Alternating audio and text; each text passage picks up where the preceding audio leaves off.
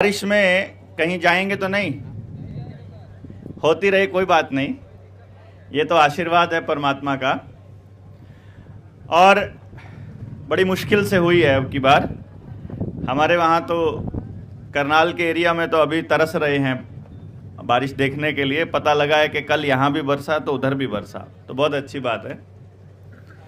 पर जिस मुद्दे के लिए हम लोग यहाँ खड़े हुए हैं, जहाँ बैठे हैं, उसको समझना बड़ा ज़रूरी है। वो सब विपदाओं से बड़ी विपदा है, ऐसा लगता है। ऐसा लग रहा है कि बारिश में तो ज़्यादा से ज़्यादा क्या होगा, हम भीगेंगे, हमारा मोबाइल ख़राब हो जाएगा, थोड़े पैसे जेब में पड़े होंगे, थोड़े बहुत वो गीले हो जाएंगे, घर जाके सुखा लेंगे, नहा लेंगे, क्या फ़र्क पड़ता है। लेकिन जो ये तंत्र कर रहा है, ये तो जिंदगी बर्बाद कर रहा है। इसको कैसे आप सुखाएंगे, इसको कैसे आप धोएंगे? तो इसके लिए तो आपको कोई ना कोई ऐसा इंतजाम करना पड़ेगा कि अपनी जिंदगी को हम लोग सही रास्ते पर ला सकें। और जिस चीज के लिए आदमी दिन रात सुबह से लेकर रात तक भटकता है, सुख जिसे हम कहते हैं, वो हम अपने बच्चों को दे सकें। लेकिन उससे पहले आपको दो तीन बातें समझनी पड़ेंगी कि हम यहां पर क्यों खड़े हैं, आप यहां पर क्यों बैठे हैं। हम एक व्यवस्था से परेशान हैं और मुझे पूरा यकीन है आप भी उसी व्यवस्था से परेशान हैं। तभी हम लोग साथ में मिलकर के लड़ाई लड़ेंगे। पर आप समस्या कुछ और समझ रहे हैं और हम समस्या कुछ और समझ रहे हैं, तो लड़ाई को एक साथ नहीं लड़ पाएंगे। जैसे आपकी कोई किसान है आप में से, आपको फसल की कीमत नहीं मिल रही, तो आप कह रहे हो कि समस्या बस इतनी सी है कि कीमत मिलने लग जाए। आप कर्जे में हैं तो आपको लगेगा कि मेरा कर्जे से किसी तरह पीछा छूट जाए और मेरी जिंदगी आसान हो जाए। आप नौकरी पर हैं तो आपको लगे कि जो सरकार ने जबरदस्ती हमारे साथ कर रखी है कि आदमी कम है, काम का बोझा ज्यादा है, ना ध्यान दे पा रहे हैं अपने काम के ऊपर और अपने काम से न्याय नहीं कर पा रहे, किसी तरह उससे पीछा छूट जाए। आप छात्र हैं तो आपको यह लगता है कि सरकार नौकरियां क्यों नहीं निकाल रही, भर्ती क्यों नहीं निकाल रही, और भर्ती निकाले, हमको नौकरी मिले, हम अपने बच्चों को एक रोजगार मिले, हम अपने बच्चों को हम शादी कर सके, अपने बच्चों को पाल सके। दुकानदार है, उसकी समस्या ये लगती है कि शायद बड़े बड़े दुकानदारों को खड़ा कर दिया है तो छोटा दुकानदार धीरे धीरे खत्म होता जा रहा है, जिसकी अपनी हम छोटी दुकानें हैं। तो इस तरह से हम लोग समाज के अलग अलग तबके से आते हैं और हमको लगता है कि हमारे वाली समस्या दूर हो जाए तो जीवन सुखी हो जाए। पिछले 7-8 साल में देश भर में घूम करके एक बात समझ में आ गई कि केवल छात्र की समस्या नहीं है, या केवल किसान की समस्या नहीं है, केवल दुकानदार की समस्या नहीं है, ये तो समाज के हर अंग को कहीं ना कहीं से पूरी की पूरी व्यवस्था ने ऐसे पकड़ के रखा हुआ है, जकड़ के रखा हुआ है और हमें हिलने भी नहीं दिया जा रहा। तो फिर कैसे लड़े? रोडवेज वाले जब हड़ताल करेंगे तो डाकखाने वाले खड़े नहीं होते, जब LIC वाले खड़े होते हैं तो रेलवे वाले खड़े नहीं होते, जब इधर एयर इंडिया में स्ट्राइक होती है तो इंडिगो वाले खड़े नहीं होते, इधर किसी और कंपनी में हड़ताल होती है तो दूसरे खड़े नहीं होते, क्योंकि सबको लगता है कि समस्या तो उनकी है, हमको क्या फर्क पड़ता है। गांव के अंदर दूसरे मोहल्ले में नशा आता है तो हमको लगता है कि अरे हमारा मोहल्ला तो बचा हुआ है, अभी कोई दिक्कत नहीं है। और फिर जब अपने मोहल्ले में आ जाता है तो हम खुश हो जाते हैं कि हमारा घर अभी बचा हुआ है। और जब हमारा घर वाला, जब हमारा कोई बड़ा बच्चा कोई नशा करने लग जाता है तो हम थोड़े से शांत रहते हैं कि चलो कम से कम बच्चे तो नहीं करते हैं। लेकिन आप भूल जाते हैं, अगर गांव के एक सिरे पे नशा आ गया तो आपका घर बहुत ज्यादा दूर नहीं है, और अगर आपके मोहल्ले में आ गया तो आपके बच्चे भी कोई ज्यादा दूर नहीं है।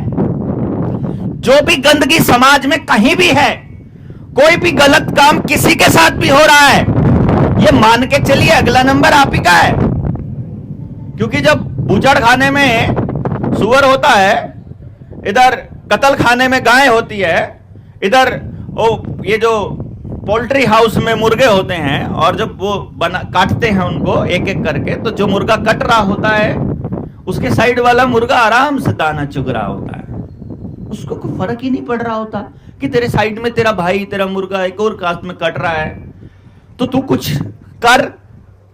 तो वो बोलता है कि अभी मेरा नंबर थोड़ी ना आया है, इन्हीं का आया, बाकी सब मरेंगे, मैं थोड़ी ना मरूंगा। सबको ऐसा ही लगता है कि बाकी सबका नंबर आएगा, मेरा नहीं आएगा। और आखिर में आपको मुर्गे वाली हालत आपकी करेंगे। ये मुर्गे वाली कहानी सुनी है ना कि नहीं सुनी है? वो क्या बोला, काटने वाला उसको बोलता है कि तुझे आज काटा जाएगा। वो मुर्गे ने हाथ जोड़ा, मतलब ये कहानी है दिखाने के लिए, आपको बताने के लिए कि बाबूजी आज मत काटो, मुझे मत काटो, मतलब मैंने तो अभी जिंदगी जी भी नहीं है, अभी तो मतलब ऐसा ही सारी जिंदगी बची हुई है, तो कुछ दिन मत काटो। बोला एक शर्त पे है, मैं तुझे छोड़ सकता हूं कल को, कि तू सुबह उठ करके बांग नहीं देगा तो तुझे छोड़ दूंगा। अब अगले दिन मुर्गा उठा, अब 4 बजे उसको बांग देने का हो रहा है, क्योंकि वो तो उसकी आदत है, उसको करना है, लेकिन उसको मालूम है कि अगर तूने बांग दी तो ये काट डालेगा। तो वो क्या कर रहा है, अपने पंख फड़फड़ा रहा है खाली। अब उसको बोला कि तू तो कटेगा। बोला क्यों बाबूजी, मैंने तो बांग नहीं दी, तूने पंख तो फड़फड़ाए थे। अरे आपने कब कहा था कि पंख नहीं फड़फड़ाने हैं? बोला अगर कल सुबह उठ के तूने पंख भी फड़फड़ाए तो तू कटेगा। अब अगले दिन सुबह उठ के उसने बोला कि बांग भी नहीं देनी है, पंख भी नहीं फड़फड़ाने हैं, तो वो अपनी गर्दन थोड़ी ऊंची ऊंची करने लगा, उसी स्टाइल में जैसे बांग दिया करते हैं। अब वो बोला कि तू आज कटेगा पंख। अरे मैंने तो पंख भी नहीं फड़फड़ाए बाबूजी। अरे तूने गर्दन तो ऊंची करी थी ना? हाँ गर्दन ऊंची करी थी, तो कल अगर तूने सुबह गर्दन भी ऊंची करी ना तो तू कटेगा। अब सुबह 4 बजे मुर्गा उठता है, अब वो कुछ नहीं कर सकता, ना उसने गर्दन ऊंची उठाई, ना उसने पंख फड़फड़ाए, ना उसने बांग दी। और फिर दोपहर को बोल रहा है मालिक कि तू आज कटेगा। अरे अब मैंने तो कुछ भी नहीं किया, मैं काहे को कटूंगा? तो बोलता है कि तुझे कल अंडा देना पड़ेगा, अंडा दे देगा तो बचेगा, नहीं तो तू कटेगा। मुर्गा बैठ के रोने लगा, ये कैसी विडंबना है। उसने कहा रो क्यों रहा है? कह रहा मैं रो रहा हूं अपने बुज़दिले पर कि मेरी कुदरती एक मेरी कला थी, एक मेरे पास एक हुनर था कि मुझे बांग देनी है, मुझे देश को जगाना है, लेकिन मैंने कटने के डर से वो काम नहीं किया। लेकिन कटना तो फिर भी पड़ ही रहा है ना, क्योंकि मुर्गा अंडा तो दे ही नहीं सकता है। तो आप जितने मुर्गे बैठे हो ना, सबको अंडा देना पड़ेगा, नहीं तो कटोगे। आखिर में तो सबको कटना है, मतलब आपको ना। अभी क्या हो रहा है, अभी आपको पड़ोस में दूसरा व्यक्ति कट रहा है तो लग रहा है कि वो कट रहा है, हमारा नंबर नहीं आएगा, अभी हम बचे रहेंगे। लेकिन आप भूल रहे हो कि भैया हम सब उनके लिए मुर्गे हैं, वो इस व्यवस्था के लिए हम सब जो है ना वो मुर्गे हैं। कितना बचोगे? पानी से कब तक बचोगे? जब तक मैं खड़ा हूं तब तक तो उठने की जरूरत नहीं है मुझे लगता है, लेकिन फिर भी जिसको पानी से एलर्जी हो वो उधर जा सकता है पेड़ के नीचे। बात यह है कि आज हम कुछ लोग गांव के अंदर इस हालत में पहुंच गए हैं कि अपने कर्जे की अदायगी नहीं कर पा रहे। मैं बहुत सारी चीजों के ऊपर बात कर सकता हूं, क्योंकि मौसम जो है और हालात जो हैं इस बात की इजाजत नहीं दे के बहुत ज्यादा डिटेल में समझा जाए। तो आज यदि आप लोग हमसे जुड़ जाते हैं, एक अपना चैनल है निडर इंडिया का, उस पे जाएंगे तो उसके ऊपर हमारी वीडियोस मिलेंगे। उस वीडियोस में आपको क्या मिलेगा, उन रोज रोज की वीडियो में हम आपको यह बताते हैं कि सिस्टम आपके साथ क्या कर रहा है। अगर कहीं पर बच्चों के साथ अत्याचार हो रहा है, पढ़ने वाले बच्चों के साथ, तो उसका क्या मतलब है? अगर कहीं अखबार में कोई खबर छप रही है तो उसका क्या मतलब है? जैसे अभी अभी सरकार ने एक खबर छापी, आज की खबर है, मैं बता रहा हूं, आज 3 तारीख है, 3 अगस्त। तो उन्होंने कहा कि 15 अगस्त की तैयारी को लेकर, फिर उसके बाद की कुछ त्योहार हैं उनको लेकर के अगली 30 सितंबर तक, मतलब 2 महीने तक आप कोई समूह में सभा नहीं कर सकते और 5 लोगों से ज्यादा इकट्ठे नहीं हो सकते। आज की अखबार में आई है। और अगर आप इकट्ठे हुए तो आपको जेल भेज दिया जाएगा। अब ये क्यों हुआ? क्योंकि सरकार को मालूम है कि 15 अगस्त तो फ्रॉड है। 15 अगस्त पे अगर किसी आदमी ने आकर के इकट्ठे हो करके और किसी स्टेडियम में ये ड्रामा जो चल रहा है, इस ड्रामे के बारे में पूछ लिया तो क्या जवाब देगी सरकार? तो इसलिए सरकार ने आपका घरों से बाहर निकलना ही बंद कर दिया।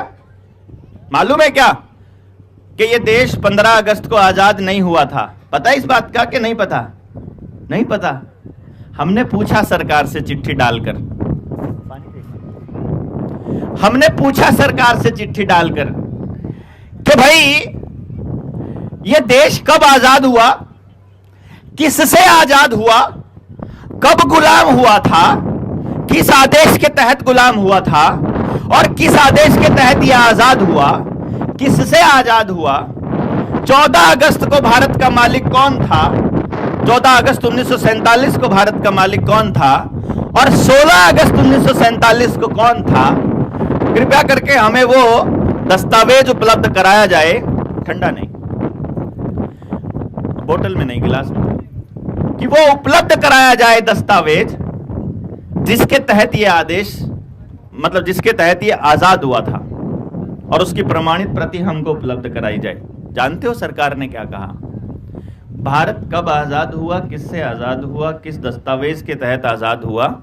एक आरटीआई हमारे दोस्त को उन्होंने दी कि मांगी गई जानकारी हमारे पास उपलब्ध नहीं है, और दूसरी आरटीआई में भारत सरकार ने जवाब दिया, गृह मंत्रालय, पार्लियामेंट, राष्ट्रपति, प्रधानमंत्री, पीएमओ, सारे दफ्तरों से घूम घाम की जब चिट्ठी आती है तो जवाब आता है कि यह गहन शोध का विषय है, यह गहन शोध का विषय है। मतलब आपकी आजादी गहन शोध का विषय है सरकार के लिए आज भी।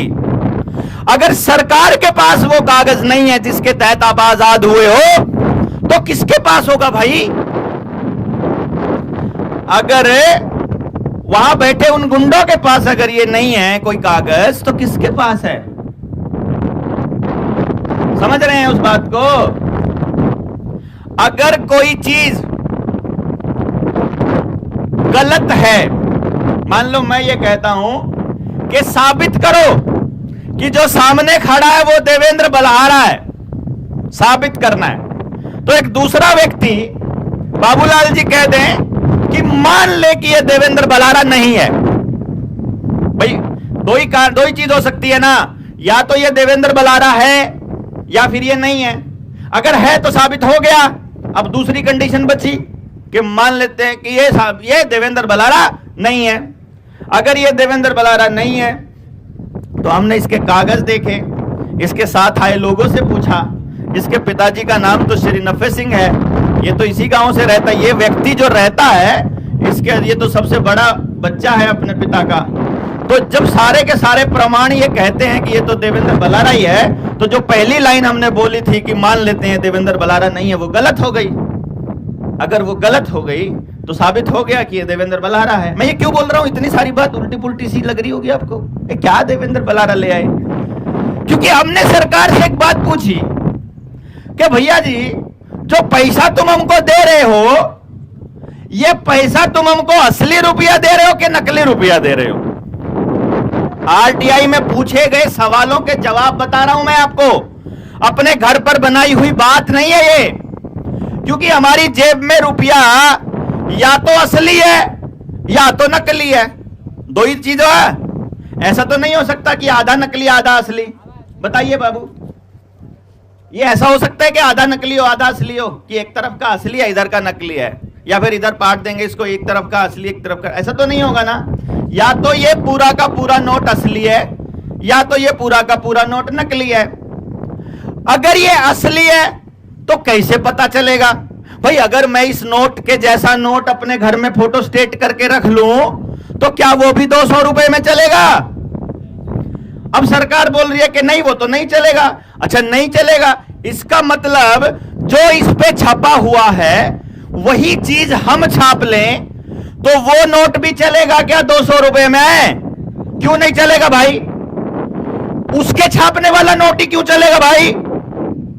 मेरे छापने वाला नोट क्यों नहीं चलेगा? आपके छापने वाला नोट क्यों नहीं चलेगा? आप कागज पे लिख दो कि मैं धारक को 200 रुपया देने का वचन देता हूं, तो वो क्यों नहीं चलेगा? सिर्फ आरबीआई का गवर्नर लिखेगा तो सिर्फ वो क्यों चलेगा? क्योंकि आरबीआई का गवर्नर जब ये पर्ची के ऊपर लिखता है कि मैं धारक को 200 रुपए अदा करने का वचन देता हूं, तो इस 200 रुपए के बराबर का धन अपने पास रिजर्व रखता है, इसीलिए उसका नाम भारतीय रिजर्व बैंक है। अगर वो धन वहां रिजर्व नहीं है तो ये नोट नकली है, ये वैसा ही है जैसा फोटो स्टेट निकाला हुआ। समझ रहे हैं कि मेरी बात नहीं समझ रहे हैं भाई?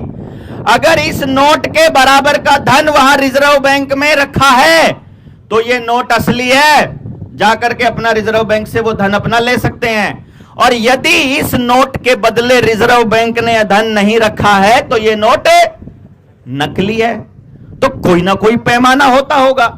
अब हमने सरकार से पूछ लिया कि सरकार हमें बताओ तो सही, असली नोट कौन सा होता है और नकली नोट कौन सा होता है? कौन से नोट को असली माने? और आप जो हमको दे रहे हो ये असली नोट है कि नकली नोट है? जानते हैं क्या हुआ?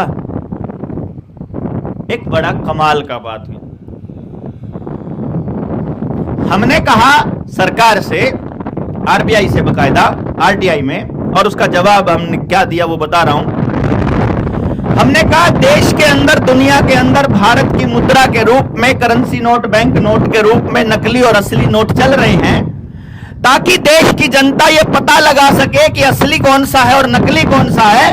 तो आप एक बार हमको ये बता दीजिए कि वैध रुपए का क्या पैमाना है, उसका कौन सा दस्तावेज है, किस दस्तावेज के तहत वो रुपया वैध होता है, और कौन सा क्या चीज है जिसकी वजह से उस रुपए को अवैध कह सकते हैं। भाई नकली और असली किसको कह सकते हैं? हमने सरकार से, सरकार ही बताएगी ना भाई, फाइनेंस डिपार्टमेंट बताएगा, आरबीआई बताएगा, भारत सरकार में बैठा कोई आदमी बताएगा, उनका कोई नौकर बताए, कोई भी बताए, हमें क्या मतलब है? हमको तो मोहर मार के दे दे कि इस नोट को असली कहते हैं, इस नोट को नकली कहते हैं।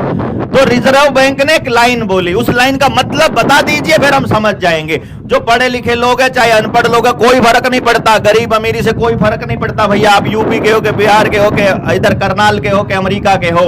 अगर एक लाइन हम आपको यह बता दें, आपने कहा कि अवैध रुपया कौन सा है, इसका दस्तावेज उपलब्ध कराया जाए, और भारत सरकार आपको यह कह दे कि वैध रुपए का कोई दस्तावेज हमारे पास उपलब्ध नहीं है, तो इसका मतलब क्या है? अरे वो सरकार बोल दे कि वैध रुपए का कोई दस्तावेज उपलब्ध नहीं है, तो क्या मतलब है इसका? कि सारा का सारा रुपया अवैध है, इसका तो यह मतलब निकलता है। जब सरकार को यही नहीं पता है कि वैध रुपया किसको बोलते हैं और अवैध रुपया किसको बोलते हैं, तो भैया जी क्या बचा फिर? यही बात हमने बैंकों से पूछ लिया। अब सरकार तो बोल गई, सरकार ने बोला, आरबीआई ने बोला कि हमारे पास तो जितना रुपया है अवैध है। अब बैंकों से पूछ लिया तो बैंक वाले बोलते हैं हम कैसे जवाब दें, हमने थोड़ी ना नोट छापा है। अच्छा मान लीजिए अब ये गाड़ी है इधर खड़ी है, ये टाटा की है। अब टाटा की गाड़ी लेकर के आए तो क्या आप रतन टाटा से खरीद के लाए थे या पास वाली वर्कशॉप से, एजेंसी से खरीद के लाए थे? एजेंसी से खरीद कर लाए। अगर ये खराब हो जाएगी तो रतन टाटा को टक्कर मारोगे, कहां जाओगे? अरे टाटा की एजेंसी को बोलेंगे ना कि भाई इसको ठीक करो। ऐसा ही है कि नहीं? उस कंपनी के मालिक के पास थोड़ी ना जाएंगे। अब कोई भी फाइनेंस कंपनी है, कोई भी बैंक है, वो अपना काम किसके अंडर में करता है? आरबीआई के अंडर में करता है। अब अगर आरबीआई किसके अंडर करता है? कह रहे हैं, वो कह रहे हैं, ऐसा झूठ है वैसे, उनका बोर्ड ऑफ डायरेक्टर है बकायदा, वही तय करता है कि करना क्या है, वही सरकार को बताता है कि ये आदेश पारित कर दो, मतलब उन लोगों को, सरकार नहीं, असल में वे प्रधानमंत्री टाइप के लोगों को जो बैठे हैं संसद में, असल में वो सरकार नहीं है, ये बता दें हम आपको।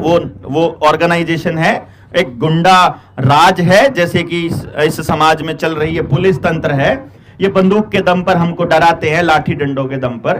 कानून की जब हम बात करते हैं, विधि की जब हम बात करते हैं, तो ये भाग जाते हैं।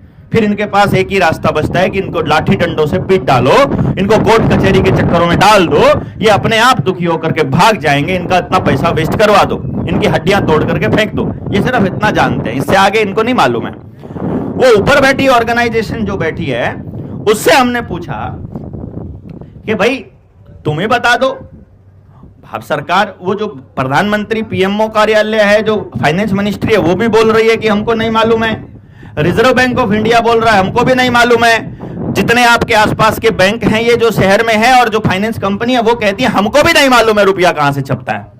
अरे भाई किसी को तो पता होगा यार, पूरी दुनिया में ऐसे कैसे हो सकता है कि रुपया छप रहा है और किसी को मालूम नहीं कैसे छप रहा है भाई? नहीं समझे क्या? अब ये तो पंगा बड़ा हुआ, कल बड़ा पंगा हुआ हमारे साथ। वहां खड्डा में गए हुए थे हम, वो खड्डा में नहीं, उधर खड्डा आप लोगों को पता होगा। हम तो बोले, वो ये कहने लगे, बाबूलाल भैया कहने लगे फोन करके, वो किसी को बोले हम खड्डा में हैं। मैं कहां खड्डा में, कहां सड़क पे हो आप? तो बोले नहीं, ये जगह जहां हम हैं वहां खड्डा है, इसको खड्डा जगह बोलते हैं। तो हम खड्डा में थे कल। तो उधर खड्डा में क्या हुआ, वो महिलाएं बहुत सारी आई हुई थी। मतलब वो तो उन्होंने बोल दिया, उन महिलाओं ने, हमसे नहीं बोला जाएगा। असल में हमसे वो शब्द नहीं बोले जाएंगे। कल की वीडियो अगर आप देखेंगे, वहां फाइनेंस वाले भी आए हुए थे, बैंक वाले भी।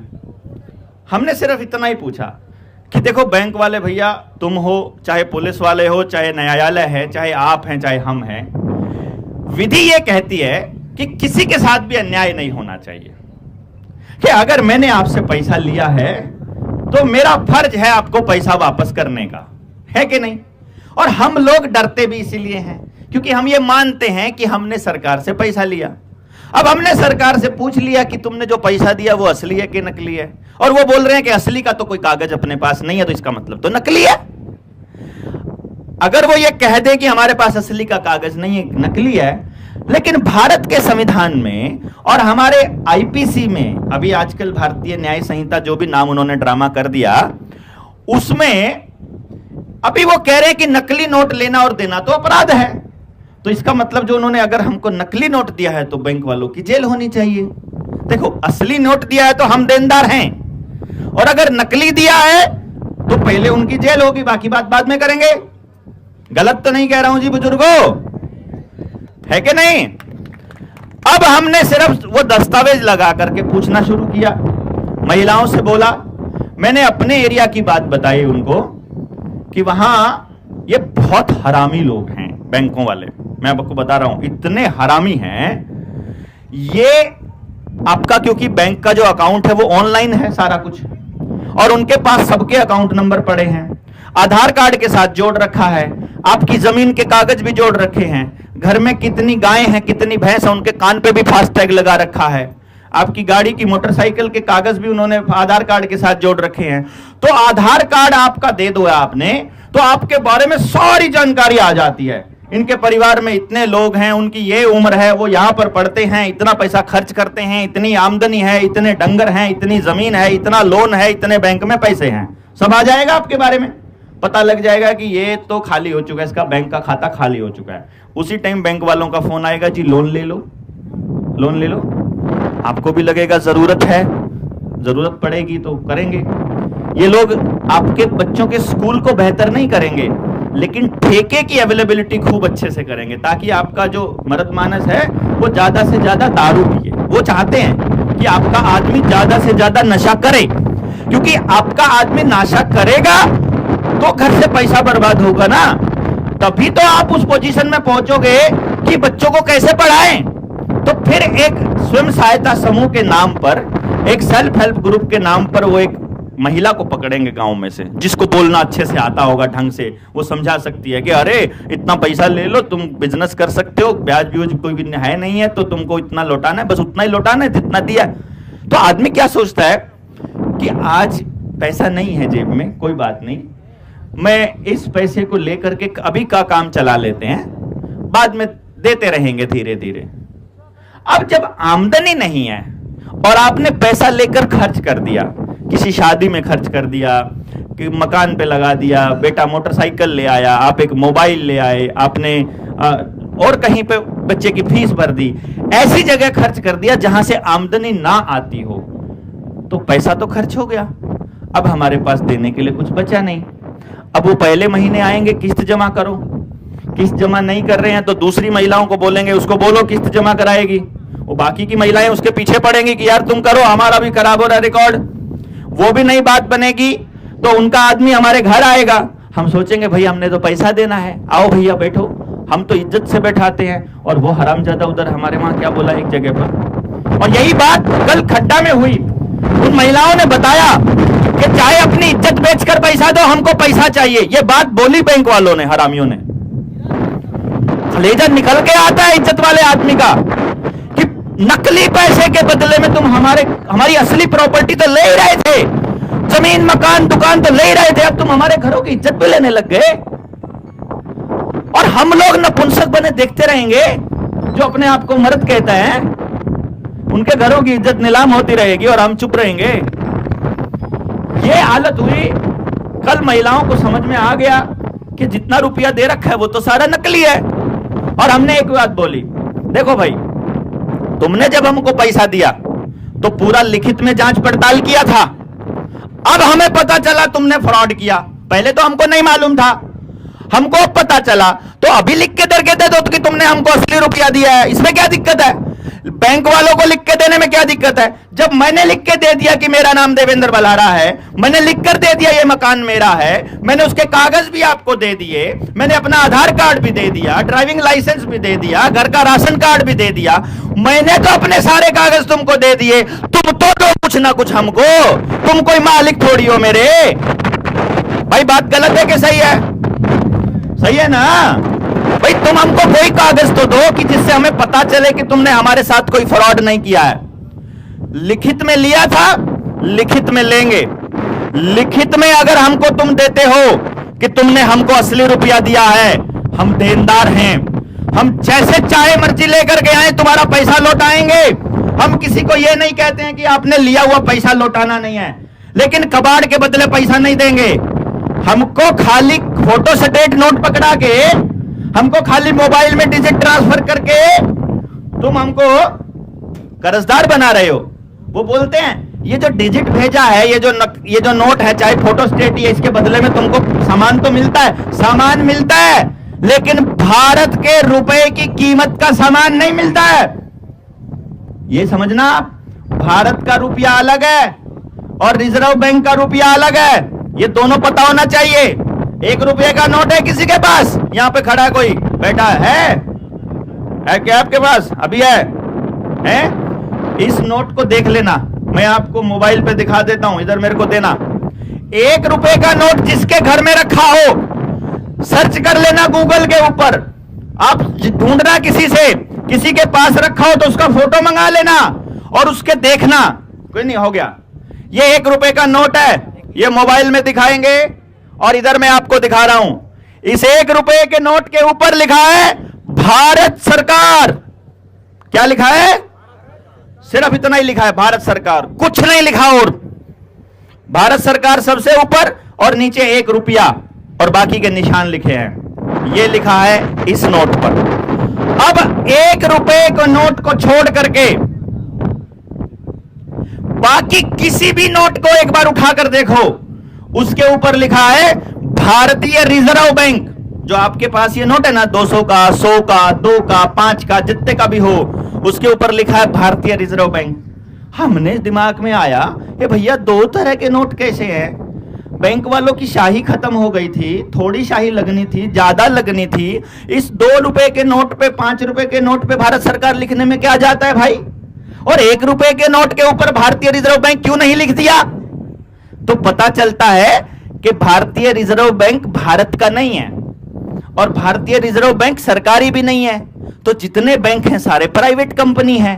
अब प्राइवेट कंपनी भारत सरकार का रुपया कैसे छाप सकती है?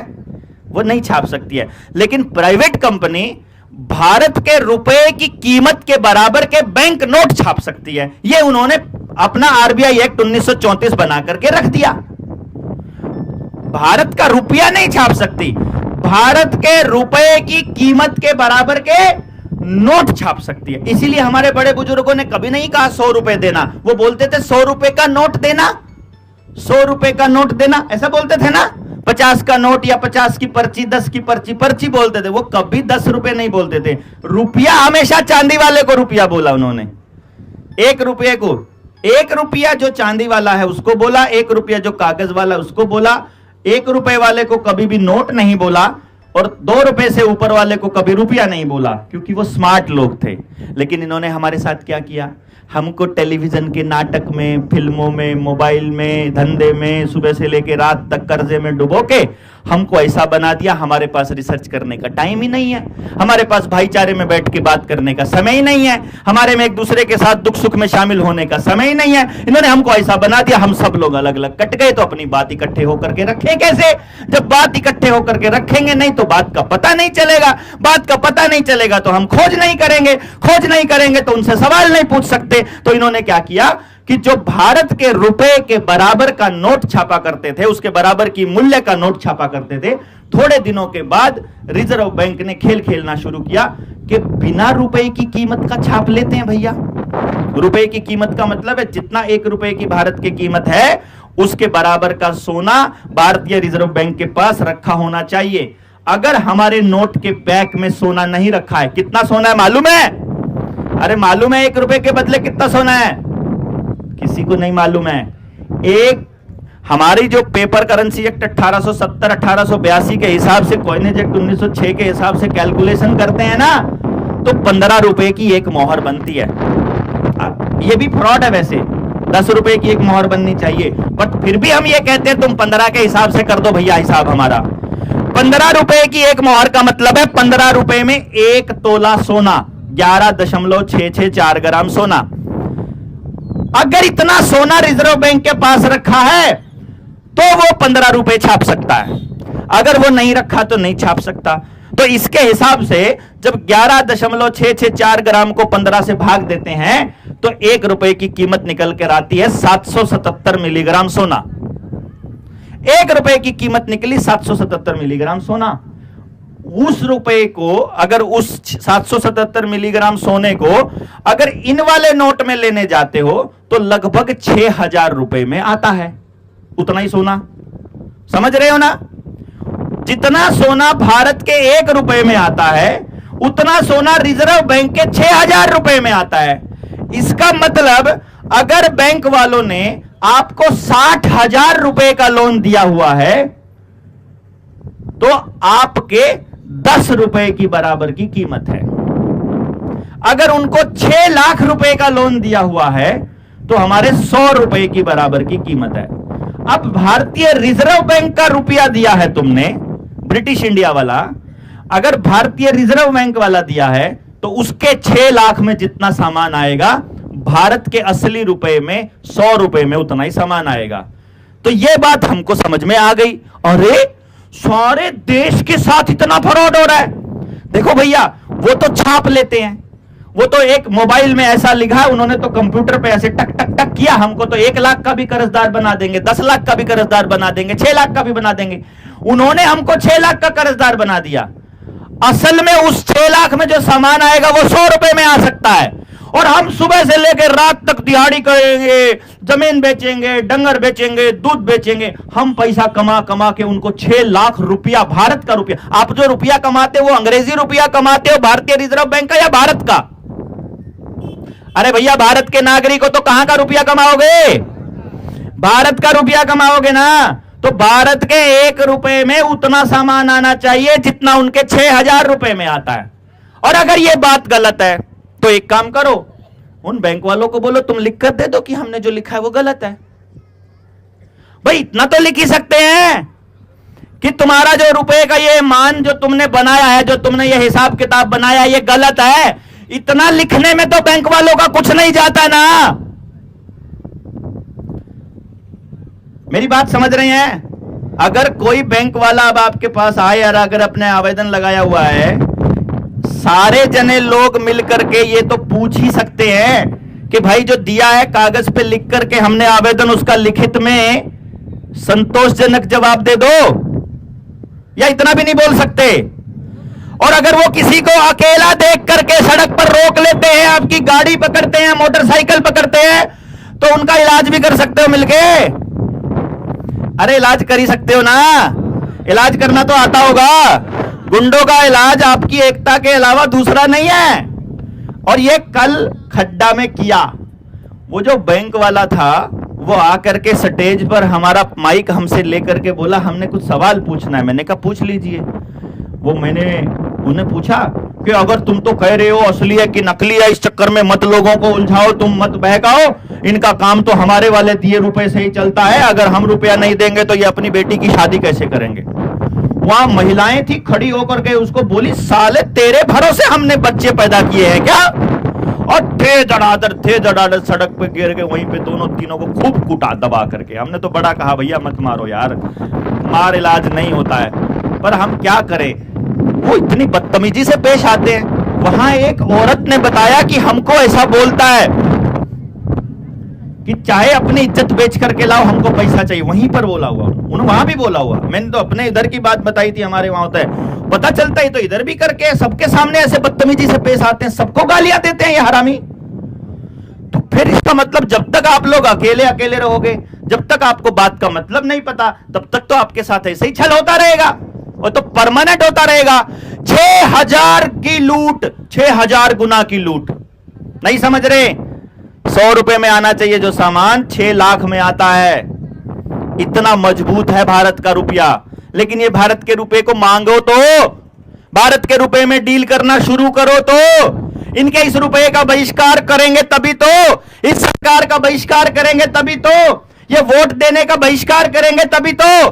क्योंकि ये वोट दे करके हम क्या करते हैं, आपको मालूम है हम वोट दे करके क्या करते हैं? मालूम है क्या? वोट देते ही हम ये कह देते हैं कि हमने अपने हाथ कटवा लिए, अब तुम मालिक, अब तुम लठ मारने को कहोगे हम खा लेंगे, अब तुम हमको कहोगे कि घुटनों के बल चलो तो घुटनों के बल चलेंगे, तुम कहोगे बैठो तो बैठेंगे, तुम कहोगे भूखे मरो तो भूखे मरेंगे, माई बाप करके इनके पीछे पीछे घूमते रहेंगे। अरे भैया आपने नहीं देखा क्या, वो नेता जो बाहुबली है, वो नेता जो करोड़पति है, वो नेता जो राजा था, जिसके बाप दादा राजे थे, वो चुनाव आते ही ऐसे कैसे हो जाता है? वो आते हो जाता है कि नहीं आता? चुनाव के वक्त वो आपके चरणों में लौटने को तैयार हो जाएगा। आप बोलोगे मेरे पास 100 वोट है, मैंने थूक दिया, इसको चाटो, तो चाटेगा साला। वो कहेगा हमारे बच्चों का गू खाना पड़ेगा, वो खाएगा हरामी। अगर वोट के टाइम पे अगर आप बोलोगे हमारे पास 100-200 वोट है, वो उसके लिए गू भी खा जाएगा। वो इतना हरामी है क्योंकि आपकी वोट का मतलब आपने अपनी गर्दन उनके हाथ में पकड़ा दिया। आप इस देश में शरणार्थी हो गए, आप मालिक नहीं रहे, क्योंकि आपने अपनी ताकत उसको दे दी। अपनी ताकत उनको देनी है कि अपने पास रखनी है? भैया आपको पता ही नहीं भारत सरकार आप ही हो। अरे वो OIGS है, ऑन इंडिया गवर्नमेंट सर्विस, और ऑन इंडिया गवर्नमेंट सर्विस वाला आदमी सरकार की नौकरी करता है। सरकार कौन? जो उसको ताकत दे, जो उसको पैसा दे, जो उसको तनख्वाह दे, उसकी तनख्वाह निकलती है हमारे टैक्स से। तो भारत सरकार हुए हम। लेकिन हम भारत सरकार तब तक नहीं है जब तक हम उनको वोट कर रहे हैं, जब तक हम उनसे भीख ले रहे हैं। भीख कौन सी? बच्चों को फ्री में इंजेक्शन लगवाना, बच्चों के नाम पर, कन्याओं के नाम पर खाते में पैसा लेना, बुढ़ापा पेंशन लेना, विधवा पेंशन लेना, जो फ्री का पैसा, जो किसान वाली वो अपमान निधि देता है ना आपको 2000 रुपया, वो कहता सम्मान निधि है, असल में वो आपकी अपमान निधि है। वो आपको भिखारी बनाने की निधि है। उसमें क्या होता है यार, किसान का एक ट्रैक्टर की टंकी फुल नहीं होती है, उसके पूरे साल के पैसे में एक टंकी फुल हो जाएगी क्या यार? वो उतने रुपए में हम लोगों का जमीन खरीद रहे हैं हरामी। और वो भी क्या, 6000 रुपया, मतलब 6000 भारतीय रिजर्व बैंक का जो डिजिट है वो ट्रांसफर किया, लेकिन वो भारत के कितने रुपए के बराबर है? 10 रुपये के। हाँ सॉरी, 1 रुपए के। गलती हो गई भैया, मेरे से गलती हो गई, आप लोग बिल्कुल सही कह रहे हो। 6000 रुपया कितने रुपए के बराबर? तो वो 1 रुपए में आपका जमीर खरीद रहा है। आप सोचो, समझ गए? हमारा बैंक वालों से पाला भी पड़ा। बैंक वालों ने बोला, बलारा जी अच्छी बात नहीं है ये। मैंने बोला कौन सी भैया? बोला तुम लोगों को भड़का रहे हो। मैंने कहा लोग भड़क जाते हैं क्या? लोग बेवकूफ हैं क्या? अनजान तो थे, उनको हमने ये तो नहीं कहा ना तुम बैंक वालों को डंडे मारो लठ मारो। मैंने बोला क्या आपको?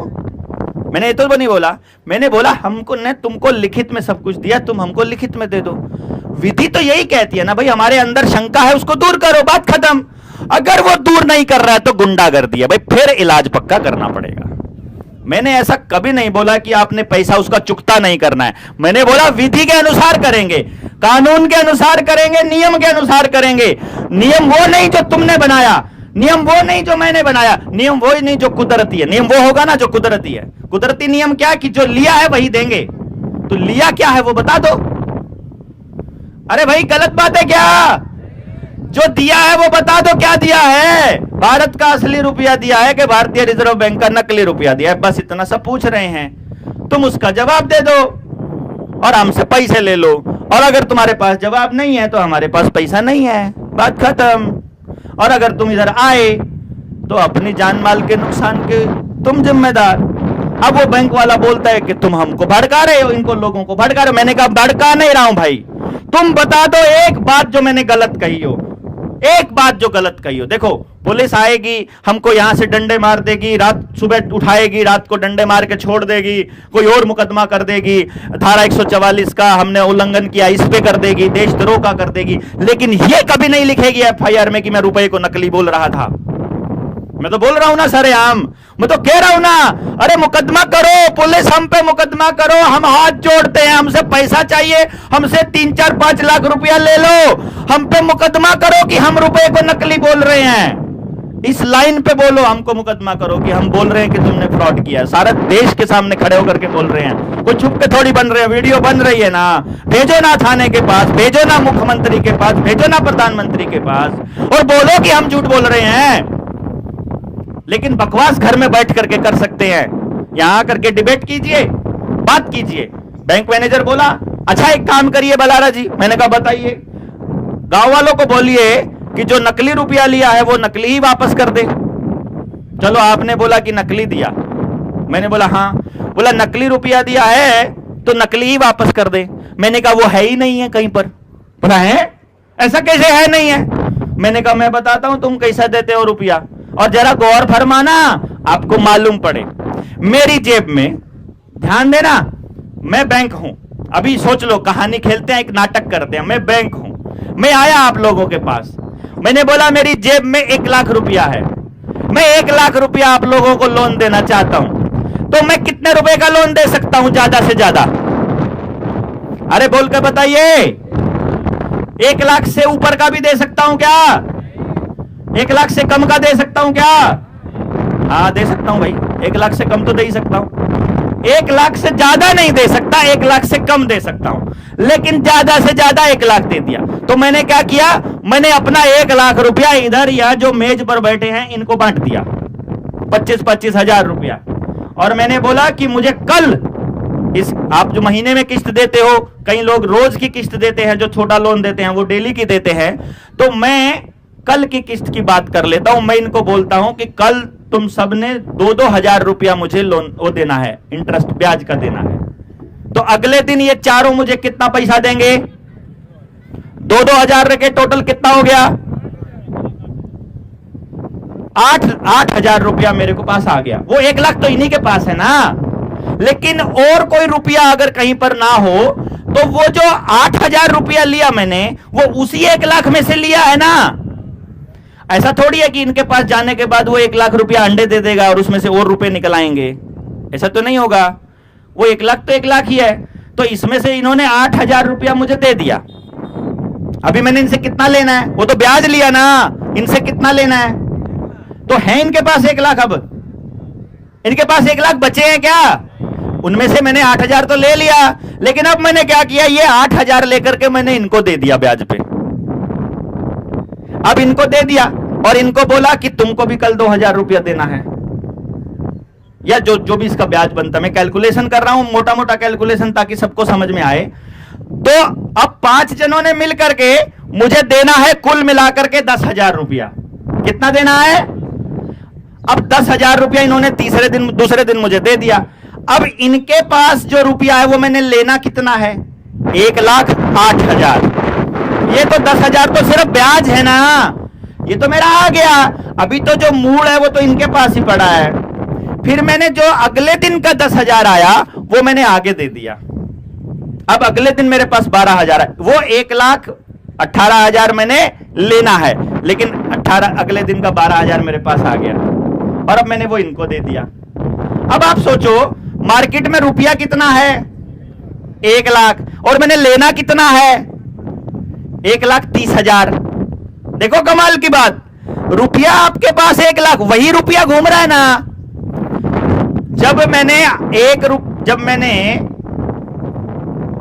एक कटोरी गेहूं लिया, उसका मैंने आटा पिसवा लिया, उस आटे को मैंने पानी में गूंदा और चूल्हे पर रोटी बनाई और खा लिया, तो आटा खर्च हो गया, तो आटा खत्म हो गया। रुपया खर्च होने के बाद खत्म काहे नहीं होता है भैया? बाकी सारी चीजें खर्च होने के बाद खत्म हो जाती है, लेकिन रुपया बड़ा कमाल की बात है नहीं और खर्च नहीं होता है। खर्च नहीं होता, खर्च कर दिया फिर भी खत्म नहीं होता है, वो ऐसे ही रहता है। वो हमसे भी टैक्स ले लेता है। ये वाले बंदे को मैंने, दुकानदार था, मैंने इसको दे दिया, ये भी टैक्स देगा उसके ऊपर, फिर ये आगे खर्चा करेगा, वो भी टैक्स देगा, वो खर्चा करेगा, वो भी टैक्स देगा। वो 100 रुपया जितनी बार घूमेगा उतनी बार टैक्स देगा, लेकिन वो 100 रुपया खत्म नहीं होता। कमाल की बात है यार, ऐसे कैसे हो सकता है? खर्च हो गया लेकिन खत्म नहीं हुआ, कैसा खर्चा है ये? बाकी तेल खर्च करके देखो, फिर बोलो कि तेल 1 लीटर खर्च कर दिया, फिर भी 1 लीटर बचा रहेगा क्या? जितना खर्च करोगे उतना तो खत्म हो जाना चाहिए ना। गलत तो नहीं बोल रहा हूं जी? अब ये जो मैंने बोला, ऐसा करके आपको, मान लो मैंने रुपया लेता रहा, ब्याज देता रहा, और ऐसा करके मैंने 1.5 लाख रुपया आप लोगों से लेना है, तो मार्केट में कितना रुपया है टोटल? 1 लाख। लेना कितना है मैंने? 1.5 लाख। तो वो जो ऊपर का ब्याज का 50,000 है वो भी दे सकते हो क्या? जब वो है ही नहीं कहीं पर भैया। ब्याज तो ऐसे बनता है, 1 लाख दिया और 1,05,000 लेना, वो तो लिखना है, बस खाली लिखना ही तो है। ऐसा कभी नहीं हो सकता कि वो ऐसा पैदा हो जाए। रुपये से रुपया कमाया जाता है, नहीं भैया, गलत बात। रुपये से रुपया कभी नहीं कमाया जाता। अगर रुपये से रुपया कमाया जा रहा है, ध्यान देना, ब्याज का रुपया, किराए का रुपया, प्लॉट खरीदा नहीं है, बयाना दिया है खाली अभी 25 लाख का है और अगले दिन वो 26 लाख का हो जाए, ऐसा कभी नहीं हो सकता। अगर अगले ही दिन उसकी कीमत बढ़ रही है, और अगर कीमत रोज बढ़ रही है, वो हराम का पैसा माना जाएगा, क्योंकि वो उसकी कीमत बढ़ेगी कैसे? प्लॉट थोड़ी ना बड़ा हो गया है, वो तो उतने का उतना ही है। उसका मतलब ये है कि पहले जिस प्लॉट को खरीदने के लिए आपको 25 लाख रुपए की मेहनत करनी पड़ती थी, अब अगले दिन उसको खरीदने के लिए आपको 26 लाख की मेहनत करनी पड़ेगी। मतलब आपकी मेहनत की कीमत कम हुई है, प्लॉट की कीमत नहीं बढ़ी है। इसका ये मतलब है। इसको दूसरे एंगल से समझाता हूं। सब्जी बोते होंगे, अनाज बोते होंगे, खेत में कुछ ना कुछ तो लगाते हैं, धान लगाया, कुछ लगाया। आपने 10 क्विंटल गेहूं घर में रख लिया, पूरे साल का खर्चा लगेगा। 10 क्विंटल चावल रख लिया, हम ऐसा बोल देते हैं, आप लोग चावल ज्यादा खाते होंगे। 10 क्विंटल चावल कितने का बिकता है? कितने रुपए का 1 क्विंटल? कितने का बिकेगा? क्या रेट है यहां चावल का? 2500 रुपया। 10 क्विंटल बेचा 25,000 रुपए में। 10 क्विंटल गेहूं पूरा साल निकाल देता है कि नहीं निकाल देता है? निकाल देता है ना। लेकिन उस 10 क्विंटल गेहूं को बेचकर जो 25,000 मिलता है, वो भी पूरा साल खर्चा निकाल देता है क्या? उस 25,000 में पूरा साल क्यों नहीं खा सकते भाई? जब तुम 10 क्विंटल चावल को पूरा साल खा सकते हो, तो 10 क्विंटल चावल के बदले जो पैसा मिला उससे पूरा साल क्यों नहीं खा सकते? इसका मतलब असली धन तो चावल है। हमारे वहां किसान के साथ ऐसा हुआ, टमाटर बिका 5 रुपया किलो। 1 क्विंटल टमाटर कितने का बिकेगा? 500 रुपया का। 500 रुपया घरवाली को लाके दे दिया कि लो संभालो, जब जरूरत पड़ेगी तो खर्च कर लेंगे। अगले महीने आ गई, अभी वो जो पैसा था फर्जी छाप करके अडानी को दे दिया सरकार ने, और अडानी ने क्या किया, सारा टमाटर मार्केट से खींच लिया, टमाटर महंगा हो गया। अभी आज के टाइम की बात बता रहा हूं, हमारे करनाल में टमाटर 100 रुपया किलो बिक रहा है। कितना? 100 रुपया किलो। वही 500 रुपया लेकर के जाऊंगा तो कितना टमाटर मिलेगा? 5 किलो। अरे 100 किलो टमाटर का 5 किलो टमाटर हो गया। ऐसा कैसे हो गया यार? रुपया वही 500 का 500 है, लेकिन टमाटर 5 किलो हो गया। ये खेल समझ रहे हो आप लोग? तो जो मैंने 1 लाख रुपया दिया था और मैंने उसके बदले में आपसे 1.5 लाख रुपया लेना है, क्या मैं आपसे 1.5 लाख रुपया कभी ले पाऊंगा? क्योंकि मार्केट में तो सिर्फ 1 लाख ही रुपया है ना, बाकी तो वही रुपया लिया वही बांट दिया, वही लिया वही दे दिया, वही लिया दे दिया, वही लिया दे दिया, वही लिया दे दिया। और बैंकों का यह नियम है कि अगर बैंक के पास 1 लाख करोड़ रुपए हैं तो बैंक 10 लाख करोड़ का लोन दे सकता है। यानी मेरे पास अगर 1 लाख रुपया है तो मैं 10 लाख का लोन बांट सकता हूं। अरे कमाल है यार, कहां से दे सकता हूं? जो रुपया है नहीं वो कैसे बांट दूंगा मैं? नहीं समझे? तो दूसरा सवाल बैंकों से इतना पूछना है कि जो तुमने हमको दिया वो कहां से दिया, जरा बता दो तो। वो सच्ची में रुपया है तो कहीं से दिया होगा ना, और जहां से दिया होगा वो कम होना चाहिए वहां से। तो तुम्हारी बैलेंस शीट दिखाओ हमको। बैलेंस शीट में कहीं पैसा नहीं है जो हमको लोन दिया जाता है, कहीं पर भी नहीं है। हमने कर लिया सब ट्राई, कोई बैलेंस शीट में पैसा नहीं है, वो पैसा होता ही नहीं है। और तीसरी बात, जब बैंक मैनेजर ने बोला कि नकली रुपया लिया था, नकली वापस कर दो, मैंने सिर्फ उसको इतना बोला था कि एक काम करो, यही बात कागज पे लिख करके दे दो, क्योंकि नकली रुपये में लेना और देना दोनों के दोनों अपराध की श्रेणी में आते हैं। उस कॉग्निजेबल ऑफेंस है, 10 साल से 8 साल से आजीवन कारावास तक की सजा है। तो मैंने कहा तुम बोलो, तुमने जो पैसा दिया है तुम्हें यही, अगर बैंक ने यह लिख कर दे दिया कि यह नकली रुपया था तो सारा बैंक जेल जाएगा।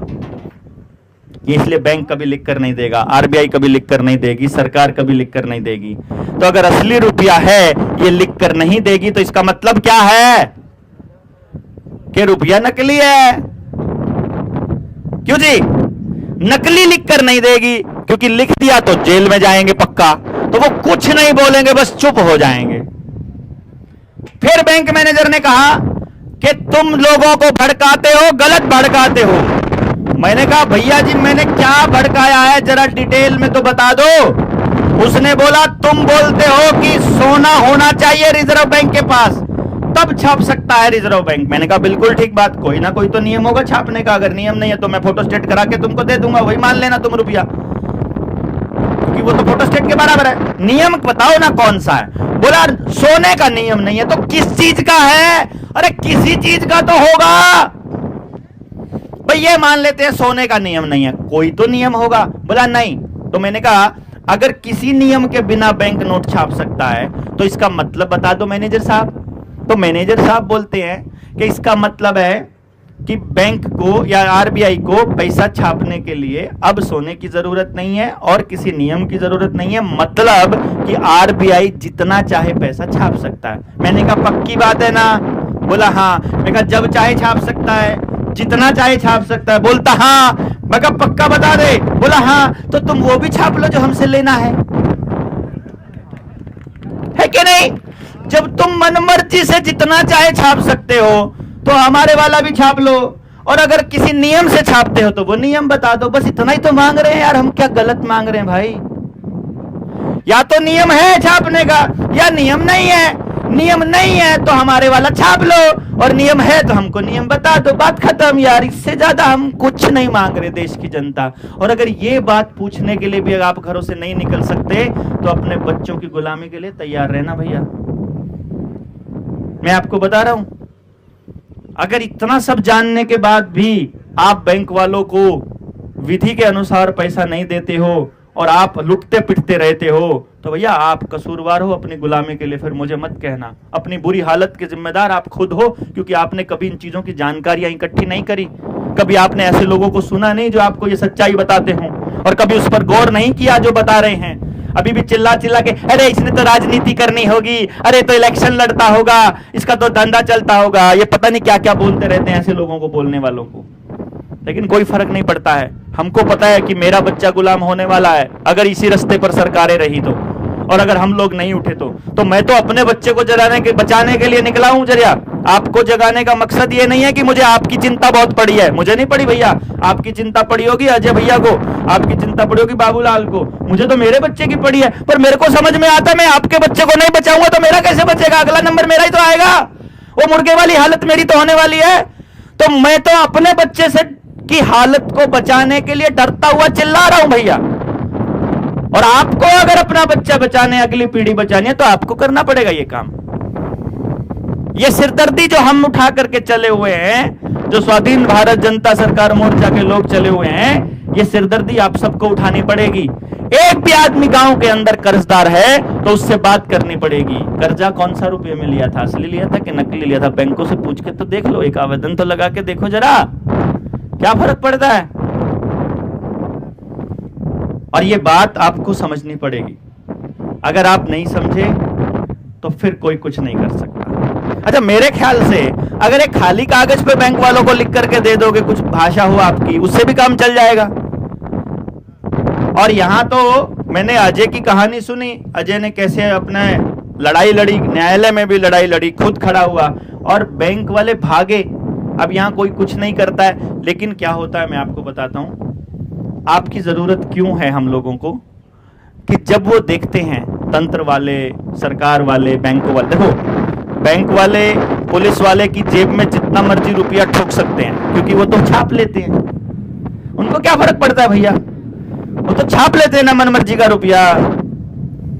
हमारे पास मनमर्जी का रुपया नहीं है उनको देने के लिए, पुलिस वालों को देने के लिए। इसलिए पुलिस वाले बैंक वालों के साथ तो आ जाएंगे, हमारी एफआईआर जब हमें देनी होगी उसकी ऊपर कार्रवाई नहीं होगी। वो उनके साथ तो चलेंगे, हमारे साथ नहीं चलेंगे। अब हमारे साथ कौन चलेगा? अगर हम अकेले खड़े होंगे, कहीं भी कोई ट्रक कुचल के निकल जाएगा भाई, कहीं भी कोई पुलिस, कोई गाड़ी आएगी, एक ड्राइवर को जेल तो होनी है। जिस ड्राइवर को जेल होनी है उसके घर वालों को बैंक वाले अगर 2 करोड़ रुपया दे देंगे तो क्या फर्क पड़ता है? वो तो 2 करोड़ रुपए में, यहाँ तो 5-5 लाख रुपए में हत्या कर देते हैं भैया गरीब आदमी। जिसका बच्चा भूखा मर रहा हो उसको तो 10,000 दोगे तो मार देगा किसी को। तो उनके लिए कितना मुश्किल है। यहाँ खुले में आपसे बात कर रहे हैं, और जब बैंक वालों को पता लगे कि तुम्हारा साम्राज्य ध्वस्त होने वाला है, किसी को 2 लाख रुपया दे के यहाँ ले आएगा कट्टा, देसी कट्टा ला के नजदीक ठोक देगा।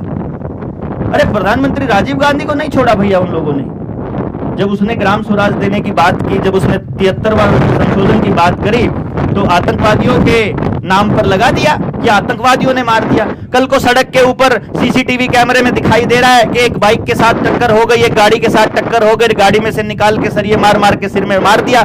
अजय को मार दिया, हमको मार दिया, बाबूलाल जी को मार दिया, सोनी को मार दिया, राकेश को मार दिया, करण को मार दिया, गौरव को मार दिया, किसी को भी मार दिया। मतलब क्या दिक्कत है? सीसीटीवी कैमरे में दिख रहा है कि सड़क पे लड़ाई बजी थी, हम क्या कर सकते हैं? उसको जेल हो जाएगी, जिसको जेल हो जाएगी उसको करोड़ों रुपया देने में बैंक वालों का क्या जाता है। इसलिए आपके लिए जानकारी बहुत महत्वपूर्ण है, आपको ये जानकारी होनी चाहिए। इसीलिए दर दर भटक रहे हैं कि अगर ये विचार गांव-गांव तक चला गया, अगर हम सब तक ये बात चली गई, तो कल को हम अपने बच्चों की लड़ाई लड़ सकते हैं। वरना ये ध्यान देना, अगला मुर्गा आप ही हैं। समझ गए ना?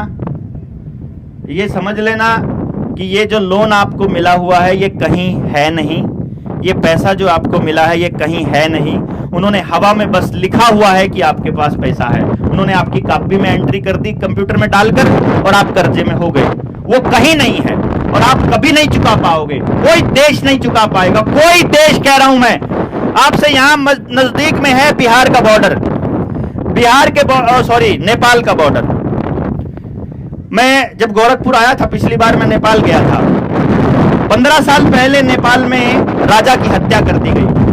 वहां के लोग बैठे तो वहां चर्चा हुई, पता चला कि नेपाल में 15 साल पहले एक आदमी पर 1 रुपया भी कर्जा नहीं था। गौर फरमाना, नेपाल को गरीब देश बोलते हैं और उस गरीब देश में किसी के ऊपर कोई कर्जा नहीं था। जब तक आप अपने पंचायती व्यवस्था में रहे तब तक आपके ऊपर भी कर्जा नहीं था। आपके गांव के नजदीक में पुलिस चौकी आई तो आपके गांव में नशा आया, और आपके गांव के नजदीक में बैंक आया तो आप कर्जदार हुए। सीधी सी बात है, इसमें फालतू दिमाग लगाने की जरूरत नहीं है। गलत तो नहीं कह रहा हूं ना? नशा आने से पहले चौकी आई है, क्योंकि उनको नशा बेचने वालों की सुरक्षा करनी है। आपके लिए काम नहीं करते हैं, उनकी सेवा सुरक्षा सहयोग उन्हीं को है जिनके पास पैसा है, आपके पास नहीं है पैसा। और जो बैंक वाले जब आए तो आपको कर्जदार कर दिया। नेपाल में गया तो वहां पता चला कि राजा की हत्या के बाद ये कितना बड़ा खेल खेलते हैं, इसको समझिएगा। राजा को, राजा के बेटे को, राजा के परिवार को, सबको खत्म किया पहले। और रिपोर्ट क्या बनाई कि गद्दी हथियाने के लिए अपने पिता की हत्या कर दी थी, इसलिए उसको मारा सुरक्षा गार्डों ने। यानी कि जिसने राजा की हत्या की उसको सुरक्षा गार्डों ने मार दिया, फिर उसके भाई ने की थी तो उसके भाई को मार दिया। मतलब पूरा परिवार खत्म कर दिया उस खानदान को, जो राजा का परिवार, एक भी नहीं बचा, बीज नाश कर दिया। तो बोले जब राजा ही नहीं बचा, उसका वंश ही नहीं बचा, तो अब तो लोकतंत्र लाना पड़ेगा। लोकतंत्र आ गया। लोकतंत्र के आते ही बैंक आ गए, और बैंकों के आते ही आज हर आदमी कर्जे में है वहां, और उस पैसे से कर्जे में है जो है ही नहीं कहीं। ये मैं सिर्फ आपके गांव की, मेरे करनाल की बात नहीं बता रहा हूं। नेपाल का भी यही हाल है, श्रीलंका का भी है, इंडोनेशिया का भी यही हाल है, और सिंगापुर थाईलैंड का भी यही हाल है। आज से 50-20 साल पहले सिंगापुर थाईलैंड का यह हाल हो गया, तो सिंगापुर थाईलैंड में मालूम है क्या चल रहा है आजकल? पता है क्या आपको? सिंगापुर की, थाईलैंड की जो अर्थव्यवस्था है वो कैसे चलती है पता है? आपकी अर्थव्यवस्था कैसे चलती है? खेती से। आपकी अर्थव्यवस्था कैसे चलती है? उत्पादन से। कोयला निकलता है, सोना निकलता है, अनाज निकलता है, पानी निकलता है, प्राकृतिक संसाधन है, पशुधन है, लोहा है, एल्यूमिनियम है, बॉक्साइट है, सब कुछ है हमारे पास। हमारी अर्थव्यवस्था चलती है इससे। और ये अर्थव्यवस्था सिंगापुर की और थाईलैंड की चलती है वेश्यावृत्ति से। वहां बाप अपनी बेटी का सौदा करता है और गले में पट्टा लटकाता है कि इसका रेट 5,000 रुपया है, इस बीवी का रेट 2,000 है, बेटी का रेट 5,000 है। ऑफिशियल गले में लटका करके सड़क पे खड़ी करता है वो अपनी औरतों को, और धंधा करवाते हैं, क्योंकि उन सबको बैंकों ने इस लेवल पे लेके आएंगे। ये काम अपने साथ होने वाला, मैं पहले बता रहा हूं। अगर नहीं उठे तो, अगर नहीं जागे तो वेश्यावृत्ति की तरफ लेकर के जा रहे हैं। आपके मोबाइल में क्या आता है? बहुत संस्कारी बातें आती हैं क्या? टोटल वेश्यावृत्ति आती है। जो ओटीटी चैनल पे जितने नाटक चल रहे हैं, जो टीवी पे नाटक चल रहे हैं, उनमें वही वेश्यावृत्ति चल रही है। लड़का लड़के को किस कर रहा है, लड़की लड़की को कर रही है, ब्याह किसी के साथ हो रहा है, अफेयर किसी के साथ हो रहा है, भाग किसी के साथ रहे हैं, काम किसी के साथ कर रहे हैं, रह किसी के साथ रहे हैं, बच्चा किसी और का है, दूसरा बच्चा किसी और का है, पहले बाप की, दूसरी बीवी का, तीसरा पति, पता नहीं क्या ही चल रहा है। हम लोग चुपचाप सुन रहे ही रहे हैं। ये अपने को भी लेके जाने की कोशिश कर रहे हैं। हमारे वहां बड़ा काम किया, गांव के आसपास के तालाब खोदेगी कंपनी, वहां बनाएगी दारू का ठेका, वहां बनाएगी कमरे, और वहां लड़कियां भी लेकर के आ सकते। ये काम गांव में होने लगा है हमारे एरिया के अंदर, डेवलप्ड एरिया में। निर्मल योजना, निर्मल सरोवर योजना के तहत आपका बचा हुआ है, क्योंकि अभी आपके यहाँ पेड़ बचे हैं, सड़कें चौड़ी नहीं हुई हैं, पेड़ कटे नहीं है, नशा धीरे धीरे आने लगा है। अभी नशा आपके यहाँ आया है और आपका सत्यानाश किया होगा इस कोरोना वाले, इस बूटी ने। ये बूटी जो आपको लगाई गई है ना, अभी सबके शरीर खराब हो रहे हैं, हार्ट अटैक हो रहा है, ब्रेन हैमरेज हो रहा, लकवा, नपुंसकता, लेडीज में पीरियड में दिक्कत आ रही है, बच्चे कंसीव नहीं हो रहे हैं, पेट में ठहर नहीं रहे हैं, मिसकैरेज हो जा रहा है। ये सारा का सारा उसी दवाई का असर था, और ये सारा खेल आपके साथ चल रहा है। या मेरे चैनल के ऊपर सारी डिटेल आती रहती है, स्नीडर इंडिया के ऊपर, जनता सरकार मोर्चा का इस चैनल के ऊपर सब बताता रहता हूं। तो ज्यादा लंबा बैठ खींचेंगे तो एक ही दिन में बहुत सारा मटेरियल हो जाएगा। आज का मैटर हम इस बात पर रखते हैं कि भैया हम दोबारा आएंगे, फिर पूरा का पूरा गांव आइएगा, अपनी व्यवस्था बनाएंगे, अपने गांव के बच्चों को बचाएंगे, अपनी शिक्षा, स्वास्थ्य, न्याय, राजनीति, खेती, इन सबको बचाएंगे। यहां से पूंजीवाद को निकालेंगे, जल जंगल जमीन जानवर इनका अपने कब्जे में लेंगे, अपना इन बैंक वालों के खदेड़ेंगे। पुलिस वालों की गांव में जरूरत नहीं है। अगर पंचायत हो, हम भाईचारे से रहना जानते हो। भाईचारे से रहना तो तब जानेंगे ना जब हमें पता हो कि हमें रहना मजबूरी है, हमारी रहना मजबूरी है आपकी, वरना अपने अपने घरों को कोठे में बदलते हुए अपनी आंखों से देखेंगे हम लोग। मैं बता रहा हूं, ये रास्ता है, आ रहा है। बैंक वाले आकर के जब किसी औरत को ये कह दे कि चाहे धंधा करके पैसा दो, मुझे पैसा चाहिए, तो और क्या, तो और कैसे कोठे में बदलेंगे भैया? ये हालत हो रही है। और आपको जागना पड़ेगा, उठना पड़ेगा, बोलना पड़ेगा, चिल्लाना पड़ेगा, दहाड़ना पड़ेगा। अगर कोई आता है बीच रास्ते में तो उसको रगड़ना पड़ेगा, वरना रास्ता नहीं है अपने बच्चों के लिए। जो मर्जी करना पड़े हमको, लेकिन अपने बच्चों के लिए जब कोई जानवर भी अपनी जान दे देता है तो क्या हम तो इंसान हैं, हम तो सब समझते हैं। अपने बच्चों के लिए चाहे मरना भी पड़े, हमें कोई दिक्कत नहीं है। ये लड़ाई अपनी अगली पीढ़ी को बचाने की लड़ाई है। इसको कहीं बैंकों के खिलाफ की लड़ाई मत मान लेना। ये लड़ाई स्वाधीन भारत की लड़ाई है। ये लड़ाई अपने अधीन, अपनी सत्ता, अपना राज, हमारा जनता का। हमारा नारा है, भारत की हुंकार है, जनता ही सरकार है। बोल के दिखाएंगे, भारत की हुंकार है, भारत की हुंकार है। ये नारा है हमारा कि हम मालिक हैं और वहां बैठा हुआ हर आदमी हमारा नौकर है। और नौकर है तो नौकर की तरह बिहेव करे, चाहे पुलिस अधीक्षक हो, चाहे डिप्टी कलेक्टर हो, और चाहे कोई मुख्यमंत्री हो, चाहे प्रधानमंत्री तनख्वाह लेता है हमारे हाथ से, हमारे टैक्स के पैसे से। हम तय करेंगे, हम बाबूजी बाबूजी करके उसके पीछे नहीं घूमेंगे तुम हिलाते हुए। वो हमारा पालतू कुत्ता हो सकता है, हम नहीं। इसलिए हमको इस बात पर गौर फरमाना है कि अब एक साथ आकर के ये लड़ाई लड़नी है। बैंक वाला कोई भाई अगर गांव में आता है, क्योंकि वो आप ही का भाई भतीजा उन्होंने किराए पे लिया है, किराए पे लेते हैं ना, वो हमारे लोगों को किराए पे लेते हैं, हमको दवाइयाँ पेस्टिसाइड बेचते हैं, हमारे लोगों को किराए पे लेते हैं। तो डॉक्टर, ये जो आशा वर्कर आपके बच्चों को कह के गई थी टीके लगवा लो, नहीं तो कल को पेंशन कट जाएगी, अब तो आज तो फ्री में लग रहा है, कल को 5,000 लगेगा। ये आशा वर्कर हमारी तो भाई बहन थी, हमारी बहन बेटी भतीजी तो थी। वो हमारे लोगों को किराए पे लेते हैं हमारा सत्यानाश करने के लिए। दारू बेचोगे, चरस बेचोगे, दूसरी अगर नशा बेचोगे तो आपको प्रॉफिट खूब मिलेगा। देसी गाय का ओरिजिनल घी दूध बेचोगे तो प्रॉफिट नहीं मिलेगा। बाजार में सस्ता मिल रहा है, वहां पे कचरा मिल रहा है, कचरा बेचने में आपको प्रॉफिट मिलेगा, लेकिन ओरिजिनल बेचने में प्रॉफिट नहीं मिलेगा। ये व्यवस्था सरकार ने करी है ताकि लोग गंद की तरफ ज्यादा चले और असली चीज की तरफ ना जाएं। असली रास्ता ऊपर जाने का रास्ता, गौर फरमाना, ऊपर जाना है। अगर पहाड़ी पर चढ़ना हो, छत पर चढ़ना हो, समाज को चढ़ाना हो, खुद का स्तर बढ़ाना हो, तो ऊपर चढ़ने में जोर लगता ही है भैया।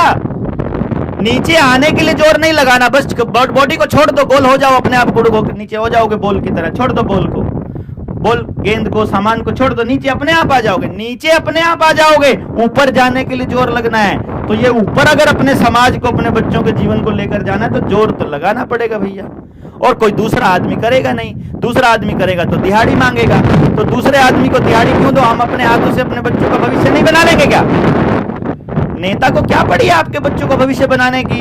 कलेक्टर को क्या पड़ी है? मास्टर को क्या पड़ी है? वकील को क्या पड़ी है? किसी नौकर को क्या, अरे किसी को क्या पड़ी है आपके बच्चों के लिए कुछ करने की भैया? जब जिनके बच्चे हैं वही सोए पड़े हैं, जिनकी पीढ़ियां बर्बाद हो रही हैं, अगर वही सोए हुए हैं तो किसी और को क्या ठेका ले रखा है? इसलिए इस बात को गौर से ध्यान से दीजिएगा।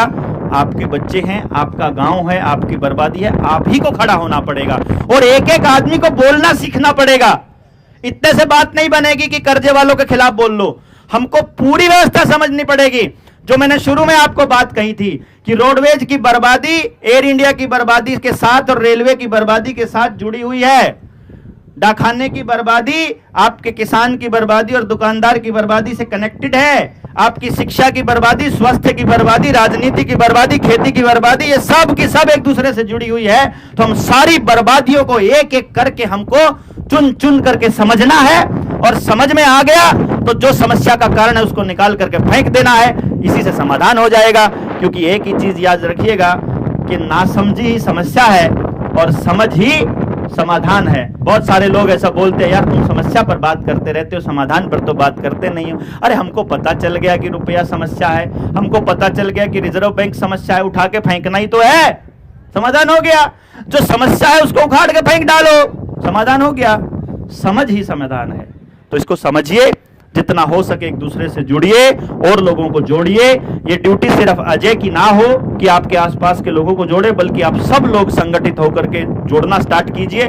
और गांव के किसी भी एक व्यक्ति की भी जमीन नहीं जानी चाहिए, किसी की गाड़ी नहीं जानी चाहिए, किसी की कार नहीं जानी चाहिए, किसी की भैंस को उठा ले, किसी का घर से मोबाइल ना छीन ले, किसी को गाली देने की हिम्मत ना हो बैंक वालों की। और जो ऐसा करता है सारे इकट्ठे होकर के पहुंच जाइए, उसको उठा करके ले जाइए थाने की, इसको पकड़ो, इसको अंदर करो, इसको बताओ, बस वो लाइन लिखवा लो कहीं की रुपया रुपया नकली दिया है, कहीं कहीं एफआईआर में लिखवा लो, बस मौज हो जाएगी आपकी। तो आप सब लोग इतनी शांति से बैठे, इतना बारिश भी आ गई, धूप भी आ गई, सब आ गई, आके चली गई, और आप लोग वैसे के वैसे बैठे हैं।